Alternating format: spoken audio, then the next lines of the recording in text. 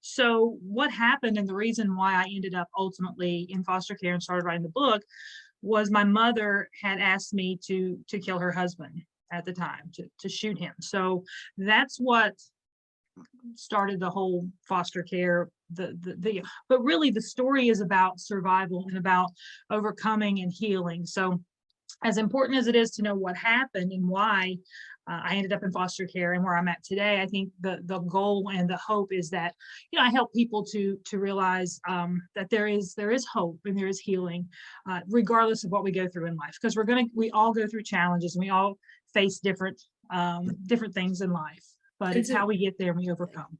So the book is called My Mother's Soldier. And of course, I penned it under Mary Elizabeth Bailey, which was my name at the time. Felt like it would be a little bit more appropriate for readers and the ones who knew me prior to that. But yeah, I wrote the book, and it's been several years ago. I kind of sat down and, look through. I have video of the trial, and I wanted to kind of go back and just see what had happened. I'd had the video since I was about 15 years old. I never watched it.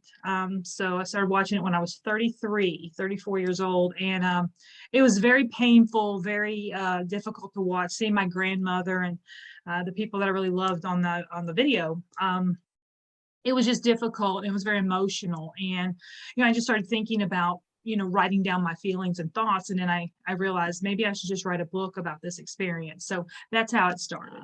Okay. That was probably when I was about 7 or 8. I realized that things were difficult. My biological mother was dating this gentleman, and he was very abusive. I wasn't his child, obviously. So, and I was redheaded. I was the only one in the family that had red hair. So he would always, make fun of me, call me redheaded this, redheaded that. And he was just mean. And so every time he came around, I was scared. So I lived with my grandmother for the most of my life as a young child. So unfortunately, as I grew older, 8, 9, 10 years old, my mom wanted us to move in and live with them. So we would move in and we'd live with them for a while, then we'd move out. It was just back and forth. And ultimately, the last time we moved in, the violence was so bad, things had gotten so bad, it just it obviously ended up in murder. And it's very unfortunate. It's a very sad situation. But it was never good. I mean, it was just constant fighting, constant violence, constant beatings. I remember her talking about it that weekend, because the weekend leading up to it, he was out of town. He drove truck. I don't know if you read the book or not, but he was out of town, and she let somebody drive his vehicle, and this other person wrecked the vehicle. And when he came home, he wanted to know who that was. And of course, it was another man.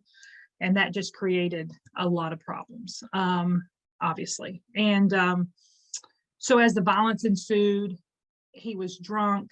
He was violent. I mean, dishes were flying out of cabinets.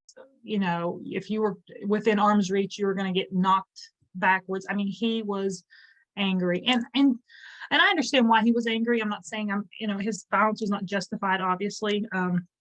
But I remember, her just saying to me, we can't live like this anymore. We can't live like this. So after a couple days, it was the night came. He came home drunk and he passed out in the chair, and he told her, he said, "I'm going to kill you." And he passed out. And she looked at me. The other kids were in bed. My grandmother was in bed. It was kind of late at night. And she walked in the bedroom and she got the gun and she sat back down and she looked toward the kitchen and nodded for me to come toward the kitchen. And I did. And that's when she handed me the gun and asked me to shoot him. And you were how old? I was 11. Do you remember what you thought in that moment?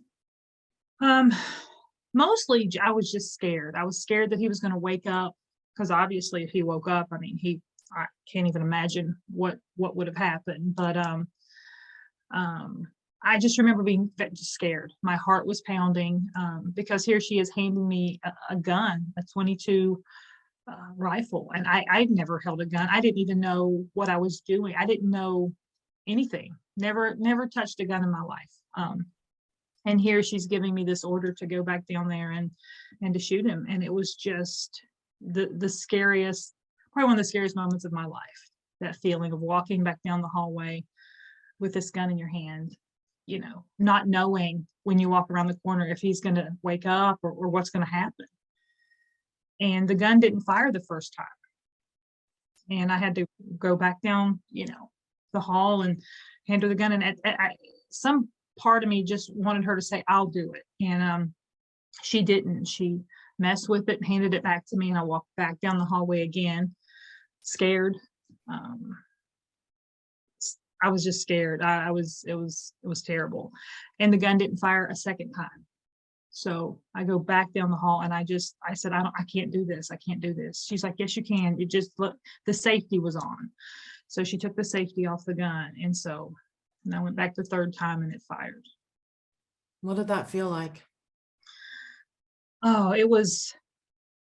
I don't know if I hate to say a relief, but a part of me just felt like it was over. I felt in that moment it was over. When I saw kind of there was fire, it seemed like came out of the end of the gun because I was so close to him. It just felt like it was over. And I ran back down the hall and I just threw the gun on the bar area. And I ran and jumped in bed with my grandmother. And I remember I must have been shaking so bad because she woke up and she's like, are you okay? And I'm like, no, I just shot Wayne. And she's like, oh my God. So, and it seemed like everything was a blur after that. All of a sudden paramedics are there and the cops are there. And, I remember a few things that happened. I remember him, starting to wake up, and I remember him standing up out of the chair. I could hear him, and then he fell to the ground. And that was a scary moment. That was very scary. And then what happened to you in the moments and the years, the time afterwards? So in the moments, they came, of course, the police were there and they wanted to talk to us. And they believed that Priscilla had done it because she had called 911 and said, I just shot my husband. They felt like I was lying to protect her. They asked me what happened. I told them, but she had said that she did it. So that story was back and forth. They ended up leaving that night. No arrests were made. We stayed there that night. I remember laying down on the couch. It was probably 2:00 in the morning. My mother had left. She went over to a friend's house across the street. So I was there by myself. My brothers and sister, they're still asleep, believe it or not, even with all the chaos. So I remember laying down on the couch and closing my eyes. I was thinking about school, and I was wondering, what I'm going to do at school today. It was so strange. I tried to normalize my life as much as possible, even though this tragedy happened. It didn't register like what was happening. And I remember I laid down and the phone rang, and it was my mother, and she said, can you come across the street? It was about 4 a.m. So I walked over to the friend's house. It was about 4:30, and she was in there. She was crying, and I said, what's wrong? And she said, Wayne's dead.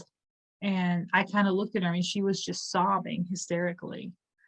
And it was confusing to me because I thought, isn't this what you wanted? Isn't this what you wanted? And so I think just the reality of everything just come crashing down on her. And so a few hours later, probably 8 or 9 o'clock that morning, the police came back and they took us down to the station, I guess.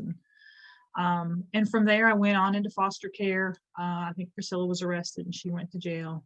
And a few months later, I had stayed in foster care where I was kind of close to the area, but they moved me a little further away. The case had become so high profile, they wanted to protect me. And so they moved me a few hours away until the trial. The trial was something better out there. There had to be, I didn't have to continue to live in that cycle that I was in. I saw how other people lived. I saw that people were successful, and I wanted to be that person. I didn't want to be a victim. I spent many years not telling anybody my story. I worked for companies and had close friends that never knew what happened in my life. They just didn't know.